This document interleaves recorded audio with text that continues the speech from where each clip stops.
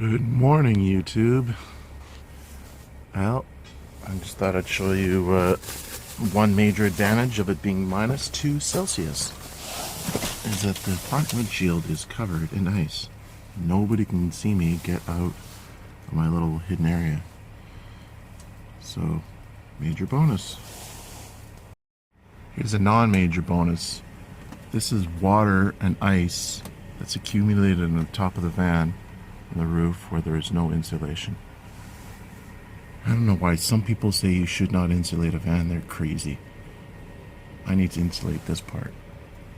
Pronto.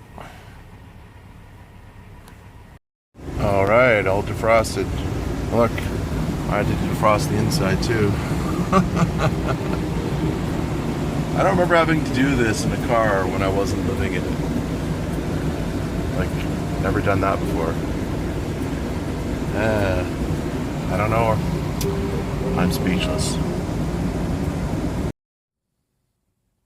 Alright, so let's do a video on how I stay warm living in the van in the winter. Before I go too much farther, I should say that I am Canadian up here in Vancouver, and we use the metric system. So that's the system that I'm more intimately familiar with. I don't really, I'm not very good at the translations between Celsius and Fahrenheit, but so thank you for your patience with that. So this is absolutely essential right here, this sleeping bag. If you're anywhere cold living in a van, you need a really good sleeping bag. This one is goes down to -8 Celsius, which I looked it up, is 17 Fahrenheit. I actually got a good deal on this. It was in the summer and I bought it, and was really happy that I got it for the price I did. The zipper doesn't work that great. Maybe that's why it was cheap, but honestly, I can't be zipped into a sleeping bag. It drives me nuts. I get kind of claustrophobic. So I just leave it open. On that note, what I also do is I leave it open, but if it's going to be really cold, like before I got my heater set up, what I do is I tuck this part underneath and I keep this part all the way flat, all the way down, and then I lie on it and then I wrap it over top of me that way, and then I always usually face towards the rear doors. So that keeps it, because otherwise this is open down here and then you get a constant breeze coming up through this part. Also, tip, do not put your quote-unquote apple juice container near the bed while you're sleeping, because then your sleeping bag will inevitably fall down and hit the apple juice container. And just so you know, it's not really apple juice, in case you didn't know that. So that's sleeping bag. Another thing I do if it's really cold is I use a second sleeping bag, which is this thing over here, and I wrap it all the way over top.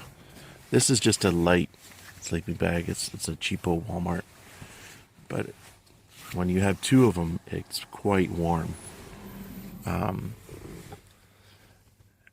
And then because I'm completely bald, I wear a toque on my head when I sleep. So that's the sleeping bag part of it. Absolutely essential is to have a good sleeping bag. Now it's all messy. Other things you need is you need your heater. Now this is the heater that I have.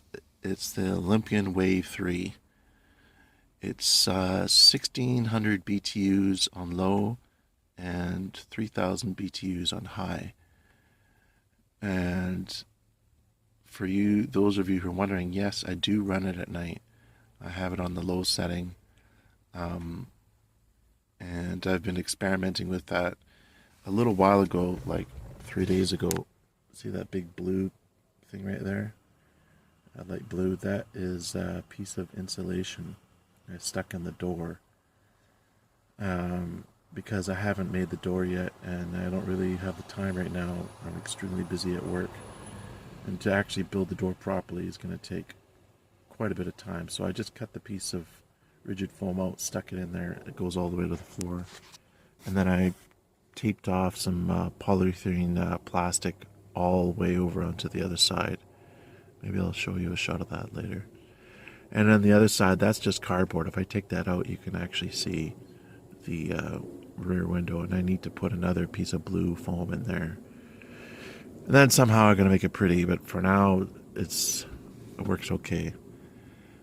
So what was happening was I have a hole. If you see my other videos, I put a 6-inch circumference hole in the behind my license plate for ventilation.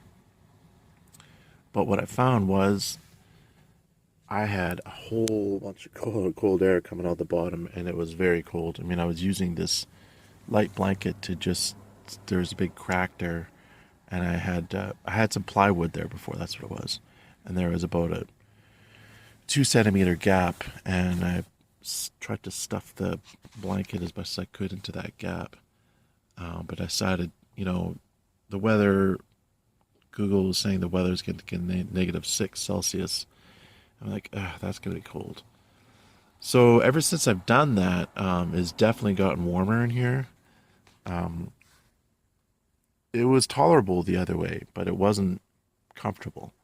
In the morning, it would be like, basically, before I've put the heater in, put that foam in, if it was 0 outside, it would be about 5 Celsius inside. So it's about 5 degrees higher. What it is and exactly the difference now, I'm not sure. But so I have to do some more testing on that. So with the heater, I run it on low, and then at night when I'm sleeping. But I have my my vent. You can see how high open that is. It's about, right now, it's about 3 inches. Usually I don't have it that high. I have it probably, let's see if I can do this here. Probably about that much. See, I don't know if you can see that black line, that's the bottom. That's about 1.5 inches or 4 centimeters. And that's how I run it. However, last night I found that I was actually, it was pretty stuffy in here, so I opened the vent more. Because now that I took the rear vent hole out of the floor by covering it, or the rear license plate vent, I'm finding I need to open this thing more, the roof vent more, because I need more ventilation. And it's been up to -3 outside, and so far I'm okay. -3 Celsius. So, more about the heater. I've got it hooked up to this big, huge tank. This is a 20-pound tank. Right now it's off, by the way, so I can touch it. And what I did was, I actually got my 1-burner stove thing finally working. It's Velcroed on, so it won't move. But I had to buy these 2 pieces. This piece, T-piece, and this brass piece, because I already had this hose right here, but I couldn't connect it to everything else. What I might actually do is bring back that brass fitting right here and just get a different hose, the proper hose. Well, this is the proper hose, but a hose without the fitting, because it just means an extra connection, and the less connections you have, the less chance you have for a leak. So right now I have 1, 2 connections, and that if I just got the proper hose, I'd only have 1 connection there instead of 2.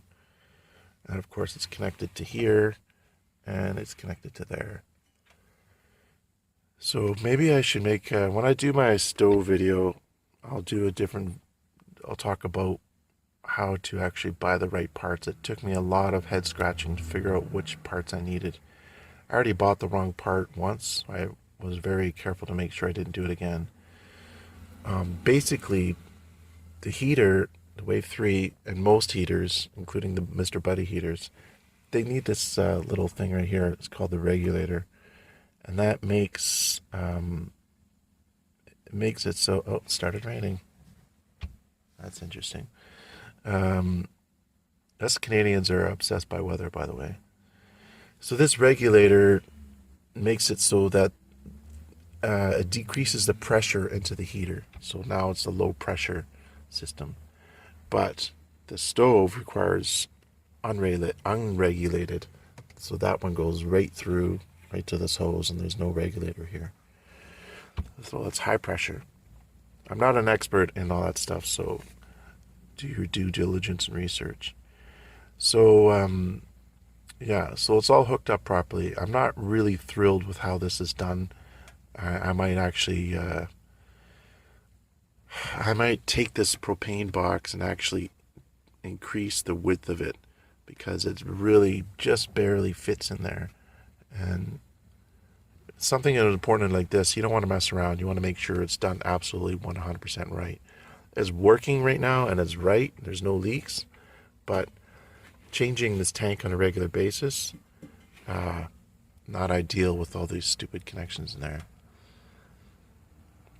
So, I made another video about those propane box. I'll tell you, I'm not so sure that this propane box is actually that great of an idea, because you want to keep this open when the propane is on, because if there is a problem, if you have the, where's my lid? Where did I put it? There's the lid for this thing. Is it under there? This is the Gamma Seal lid. $10 on Amazon. So if I have all this all closed,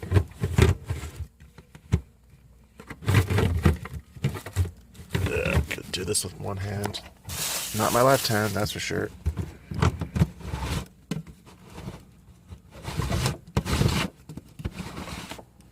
So if I have this closed up, and there's a problem, like a fire or some problem, is like, now I gotta loosen this off, and then access my valve to shut off the propane, because the first thing you want to do is shut off the propane.